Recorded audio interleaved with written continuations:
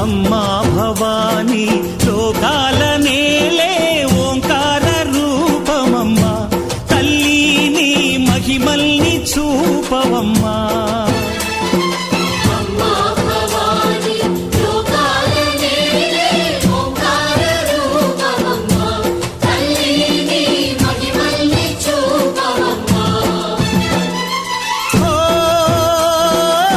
సృష్టికే దీపమా, శక్తికే మూలమా, సింహరథమే నీదమ్మా.